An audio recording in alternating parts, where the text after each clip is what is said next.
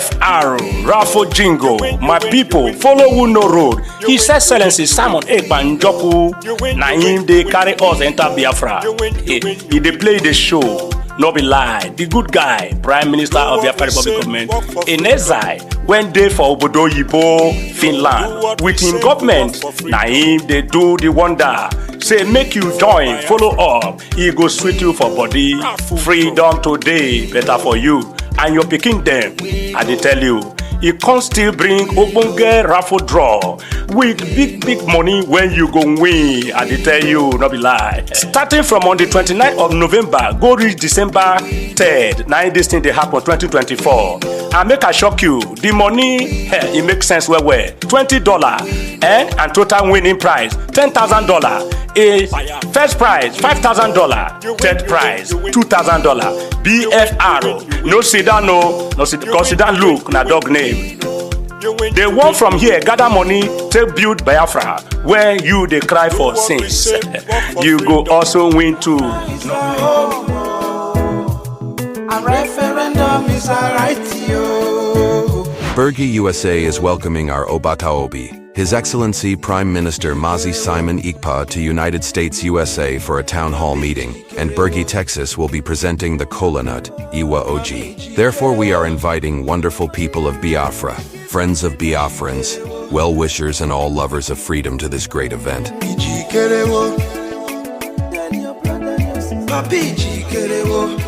We are going home. Welcome, fellow Biafrans, lovers of freedom across the world. I welcome you once again to this very platform. This is Biafra Exodus Hard Talk TV, a platform where we bring information that has to do with the Biafran government. A platform where we bring the update on the restoration of independence of Biafra. Wherever you are watching me from, I urge you in the name of Chukwu Kabiama to please kindly share this program to all platforms. Share to family and friends. Share to everyone that you can lay your hand upon. Let us carry this message to the ends of the world. A lot is happening. Barrister Darlington Agomo, I want to ask, do you think that Iboho is serious with what he's doing, or is he merely playing to the gallery? I say that in the light of the fact that, before Tinubu made on the scene as president, the West was complaining, that they had been shortchanged and Buhari did this, that he was nepotistic and all of that. And now the president is a Yoruba man. Just last week, we heard Aremu Shegu Oshoba say that Nigerians should support President Tinubu, have patience with him because he is a Yoruba man, and that he is also going to do another 4-year term after this one. And now we have Sunday Igboho come out to say, oh, we want the Yoruba nation to leave. Do you think that he's sincere? Because presently it is the Yoruba nation that has benefited in this presidency more than any other in terms of appointment. The North is even kicking. So do you think that Igboho is sincere or is merely playing to the gallery? Thank you, Mr. Okoro. You see, the greatest problem of we in the South here is that we don't even know that we are being manipulated by some people who want to hold us in bondage. The Southwest and the Southeast are being manipulated in this country called Nigeria. They will use the Yoruba man against the Igbo man. Who does that? Some people from the North. Okay. Let me give you the history now. Remember that after June 12th, obviously the Southwest suffered more in the hands of both Babangida and Abacha. They suffered more. And that was why Nade could come up. Most of their leaders are not that. You know what happened. Now, within that period, when they now brought out, what's it called now? We are going back to civilian administration. Abdul Salami now said that the AD, which was representing the Southwest then, will not contest that election because they were not prepared. Of course, they were coming out from June 12th agitation. Those structure, nothing. And so, a Yoruba leader, Abraham Adesanya, now told Abdul Salam that if the Yoruba did not take part in this election, that they will pull out of Nigeria. Listen very well. At that time, the North knew that they are already losing grip of Nigeria. Remember, they have been the problem. They have been the problem of this country in all ramifications. They don't want things to move forward. They don't want this country to develop. They're always holding on to power as if it's their birthright. I was all over the media telling the Southwest, this is the time for us to come to the table and tell the North, let us rearrange this thing so that nobody will be a slave in Nigeria. Unfortunately, nobody listened. They went to bring out Obasanjo, who would do the business they wanted him to do for them, and he now took over. They were just holding it in trust for the North. Didn't you see what happened? When Obasanjo left, and gradually they took over power. And now, whenever you want to agitate for equal rights in Nigeria, you see how the North will deploy all the military force against you. But Barrister Darlington, the Northerners are they the ones conducting all the elections? Because we've been voting in Nigeria. I am coming. That is how we select our leaders. I am coming. My dear, don't go too far. When this thing was going on, some of us knew, and we are saying it, the Southern leaders here, why not come together? Because every time you be hearing Northern leaders, 19 states of the North, holding meeting on what to do and what not to do. You in the here, have you ever seen the Igbo man and the Yoruba man coming together to say, okay, let us stop this insult on us? So it is our children that will inherit it. Remember, they used the Southwest, and now the Southwest have taken over, holding it in trust for the North. Immediately, Tinubu stepped down now. I'm sure the North will take over. They will now continue with what they are doing with the Southeast. My dear, if we come together, just like the North, when it comes to political power, do you know that this thing would have, all these agitations here will stop? Because they know what they are doing. On my question, is on the Igbo being sincere, or is it playing to the I want to get there. I want to go there. Okay. When Sunday Igbo started Nigeria, remember it was under Buhari's regime. Remember? Yes. Good. And the North wanted the Southwest. They needed the Southwest, the support of the Southwest in whatever they are doing here. And so when Sunday Igbo started agitating, it's not as if they don't know what to do with him. Because they needed the support of the South. Remember, Tinubu was already preparing to go to Abuja. And so they were not too keen in trying to use for the same for they are using in Southeast. So they wanted the Southwest as a link or as a stepping stone to keep the people of the South down. And they succeeded. So when they chased Sunday Igboho into the Republic of Benin, they said, okay, fine, at least there will be peace now. And now they continue what they are doing. If the Southwest were serious, Mr. Okoro, remember that each time that case come up in the Republic of Benin, the entire Yoruba de la Cream, the entire Yoruba leadership will go to Republic of Benin to give him moral support until eventually Tinubu got into power. Of course, the rest is history. Mention any of their boys now that is in detention and major agitators. They are not serious, because if they are serious, my brother, this thing would have happened long ago. When we started this in 1967, if the Southwest has supported us, my brother, we will not be here today. And the North, make sure they not have. That's why they used the Southwest against the Igbos.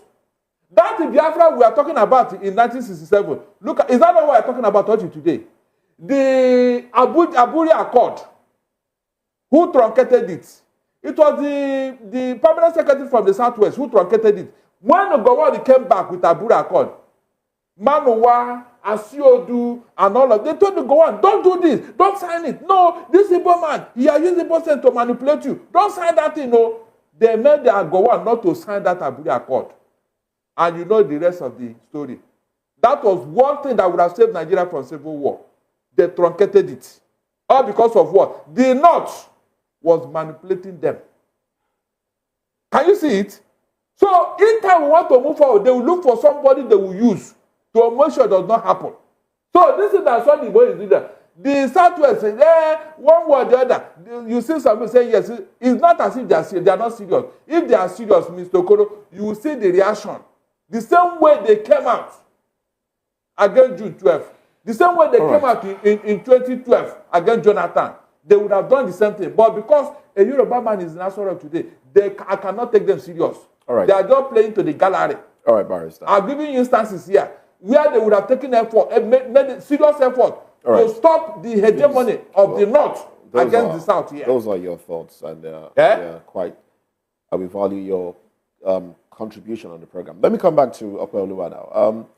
With everything going on, doesn't this speak to the fragility of the Nigerian state, where we have regions, groups of individuals calling for secession continually? Shouldn't something be done?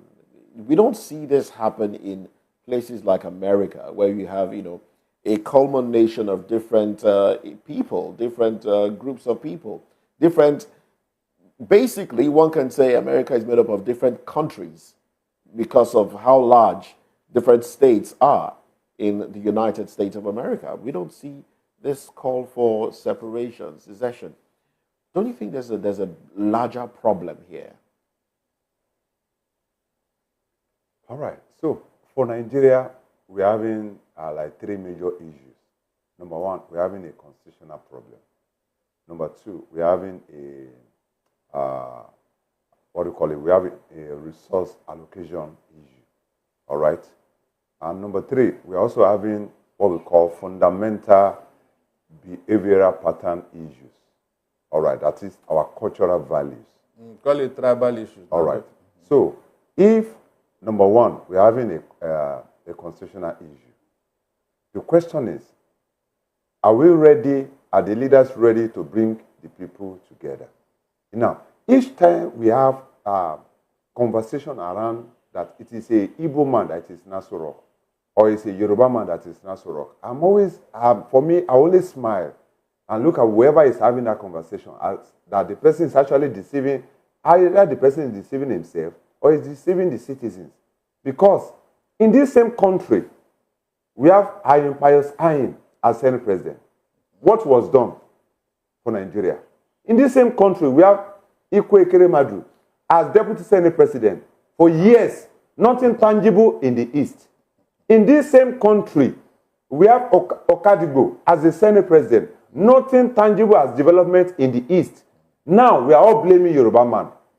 In this same country, we have a Yoruba man who was in president in terms of Olusegun Obasanjo, who refused to develop his own region, even his own state. And we are still blaming the Yoruba man. When are we going to move out of these, our shackles of ethnic bigotry and conversations? The man in Asorok, corruption, nepotism, all of this has no ethnic color. A corrupt Yoruba man will be a corrupt Hausa man. Now, the question is, when we talk about the circumstances around our values, around the resources, like John Akreli said earlier on, agitation is as a result of what? Resources. Resources, resources. Now, how do we move away from there? For us to move away from that resources, we must balance the equation of the Constitution. So you can see that everything still points towards Constitution. Everything does not point towards the Yoruba man or the Igbo man who is Nasurok. Like Dele Farotimi said, if you bring 4 Obama to lead Nigeria in next 8 years, it will fail fantastically. So as a result of the kind of the process we are running. Mr. Bolowa, some people will it's not about the Igbo man that is Nasorok. The problem of Nigeria as of today is not the North. It's not the North. Mr. Bolowa, if you care to listen, it is the people who are ready to be manipulated that will be manipulated. If you're ready today to unite and say that I am fighting for Nigeria, as of today, we should be talking about regional government, not secession, not IPOB, not Yoruba nation. If truly we are sincere. So whoever is fighting for Yoruba nation, for IPOB nation, is not sincere with Nigeria. The real sincerity should be about regional government. So that when you come to my region, I will undo my resources. Whatever I have, I contribute to the central. Mr. Bolu, are you getting me now? Once we do that, everybody will develop, even development will come to different region. And at that level, regional government will help to work to strengthening the central. Mr. Then Boluwa, we can have what? Mr. Boluwa, thank you so much. Indigenous development, not ethnic All right. development. Just to be very clear, please, I'm not sure anybody here has blamed the Yoruba man. I'm not sure anybody has blamed the Yoruba man. So let's be very clear on that. And when you say that... No, people are blaming Yoruba man. When you say that... No, you can't disclose that. People are blaming Yoruba man. We just asked the question. Nobody blamed the Yoruba man. People are blaming Yoruba man. On this studio, in this studio? I don't know whether it's this studio. Exactly so. You see, when you talk about the Constitution, when you talk about whether he's a Yoruba man that is in office and people are blaming him on that, you will recall, or do you recall that between 1999 and 2007, when Olusegun Obasanjo was the president of this country, there was no agitation. Even if there was, it wasn't intense. There was agitation. It wasn't as intense as but it there is was now. agitation. Because the man clearly redistributed resources equally among all the ethnic nationalities. It was even Obasanjo that convened a national confab in 2005, ahead of his exit in 2007. Yar'Adua made on the scene. There was no agitation except that in the Niger Delta, that the state itself had criminalized the people. And when they were granted amnesty, the country moved on. Jonathan came. Was there any agitation except the issue of Boko Haram and insecurity? And suddenly, a certain man made on the scene, and everything went down. And you still blame the Constitution? Now, my question is this. Do you, in all honesty, think that our problem is the Constitution, or is it a problem of leadership? Our problem is the Constitution. Now, when we talk about leadership, how did leader get to the position? I just told you, Obasanjo was president for 8 years. Now, Yar'Adua was president and Jonathan for 6 years. And there was peace in the land, so to say, peace. You said there was peace. Maybe you had peace in your house as a then. Because we didn't see the that same process. There was agitation in Niger Delta. Obasanjo has to level up some community. What happened? And there was supposed to be genocide in that time. Are you aware? What happened? Do you agree to the fact that you aware that there was people killed soldiers in OD?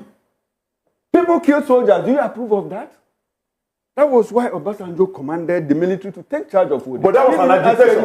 It was an agitation. It was the militancy. But you said there was peace in Obasanjo. Mr. Boluwa, hold it. Let me tell you.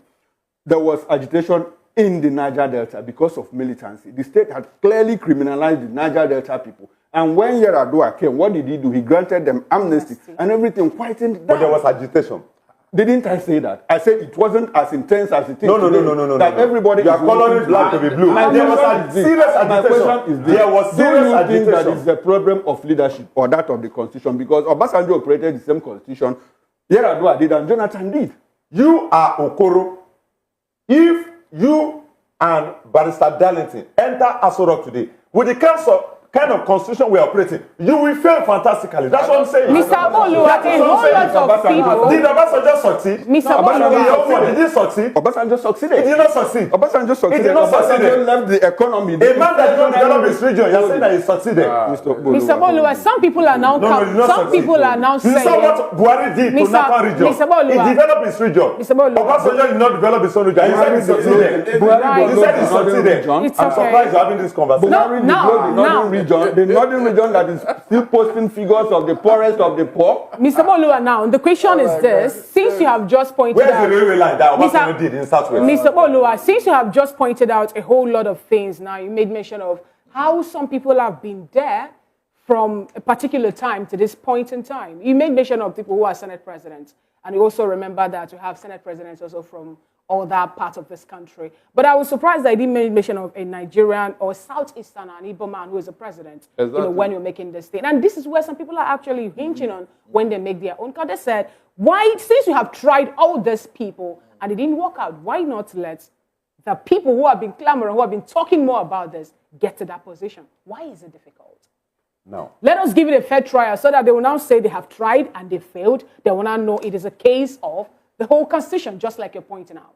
Now, as a people, we must understand that we have not been sincere and fair to ourselves, both at the national level and also at the regional level. There's nothing stopping somebody like Rochas from representing you in the last government. But the same set of Easterners gang up against Rochas. Because there was nothing stopping somebody like Soludo of becoming the president of Nigeria. If Soludo should come out today to become president of Nigeria, I, as Yoruba man, I'll be number one to be his campaign manager. Let's bring it back again to the just concluded election. Divided your region. Bring it back to the national. Bring it back to the just concluded election. Just concluded election. Even refused to unite himself. So you can't get the presidency. Just concluded election. We brought a P2B, and you saw the inroad he made in the last election. Why was it that the Igbos were asked not to come out and vote? Every time Igbos should go, especially in this Lagos, the so-called Center of Excellence. Why is it the Constitution that said that every time, whenever the people of Lagos feel like, they will tell the Igbos, don't vote, go back to your state, go back. Is it consistently? Tell me any time such a thing has happened in the Southeast. Mention the time. Nobody is disturbing from voting Lagos. If they disturb you, how come you're having two commissioners? How come you're having chairman who are Igbo men in Lagos State? Really? How come you're having vice chairman who are Igbo men in Lagos State? At least as Aturi Assam, if I don't know anything, I know of Amu Odofin and I know of Ajero Mifelu. The current vice chairman is an Igbo man, a core Igbo man. You are not being sincere. How did you get to that position? Right now, if you unite yourself as an Igbo people, you will get the presidency. When you continue to divide yourself because of who you are, you can't get the presidency. It's as simple as that. It's not the problem of anybody. It's not the problem of anybody. Mr. Okolu, I don't like the fact that you are wrongly profiling and I'm telling you, we are you divide yourself. You are outburst, you need to check it. You say the Igbos can never get the presidency. If you unite yourself, you will get it. So you are on national television and telling this. If you unite, you will. Look how you did. Look how you did for Peter Obi. Look how you united for Peter Obi and you got the figure. If you can unite in the next election, you will get 2027. What you did in 2023, if you can unite once again, you will get it. We are not united. No, you will get it. You said we are not united. 2027, prepare for it. You said we are not united. 2027, united when Tinubu got it. Barrister. Tinubu got it because the Yoruba. Barrister, please hold on. Please be sincere to yourself. Meanwhile, the North are telling that they are the one that gave us Tinubu the vote. If you are ready, you will get 2027. All right, gentlemen. Along with Peter Obi, you will get 2027. No, you are not the one to decide. You are not the one to decide. Well, what we are saying is here. We don't appreciate the gentleman. We don't appreciate the profiling of an ethnic group, and we also do not appreciate this sort of outburst. We are here to ask questions and find a solution to a problem. So I would like us to coordinate ourselves in the studio. Thank you very much. Now let's get back to Barrister, please. Thank you. Now let's get back to John Akirele. John, do we still have John Akirele virtually? Yeah, I'm here. Can you hear me? Good to have you. Good to have you, John. Now let's wrap up this conversation. Your thoughts now on basically your concluding thoughts on what you've observed so far, and do respond to the question asked earlier if Mr. Sunday Igboho is being sincere or just playing to the gallery, because I'm not sure we got the correct answer to that question. Thank you very much, Moses. You see, a place where people have bitterness in their mind as a result of historical precedents. And that's what you're seeing happening in the studio.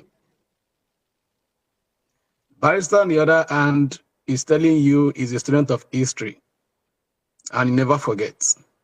Mr. Quello, on the other hand, also, listening to both of them, you can see the divide, and you can understand better the kind of mess we are as a people.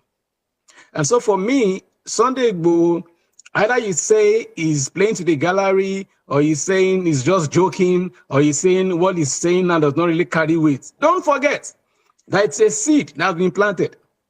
If did not pull through Sunday Igboho, mark my word, it will still pull through. Keep on fighting, yeah, yeah, ooh. Stop. Keep on fighting, yeah, yeah, ooh. Stop complaining, oh na na na.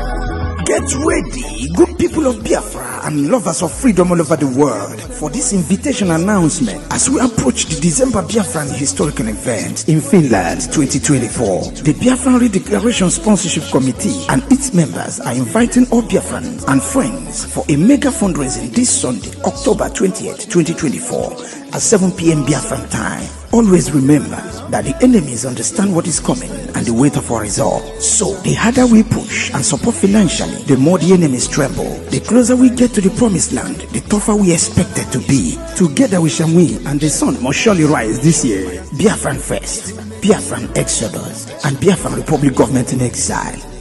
Bon. Shout out to them soldiers, where they find them, where they find us. Stand strong and courageous, cause if you leave them, they will cage us. Shout out to them soldiers, where they find them, where they find us. Stand strong and courageous, cause if you leave them, they will cage us. Brother, it's a matter of time, truth to prevail, all your agenda. Keep on fighting, yeah, yeah, ooh.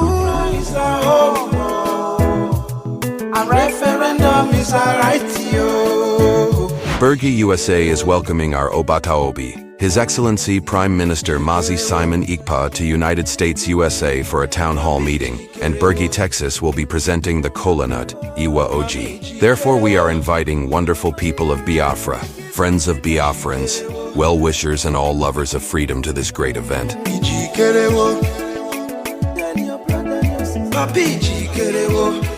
We are going home.